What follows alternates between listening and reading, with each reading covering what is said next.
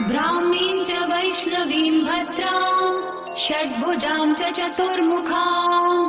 त्रिनेत्रां च त्रिशूलां च पद्मचक्रगदाधरां पीताम्बरधरां देवीं नानालङ्कारभूषितां तेजःपुञ्जधरां श्रेष्ठां ध्यायेत् बालकुमारिकाम् ओङ्कारलक्ष्मीरूपेण विष्णोर्हृदयमव्ययम् विष्णुमानन्दमध्यस्थम् ह्रीङ्कारबीजरूपिणी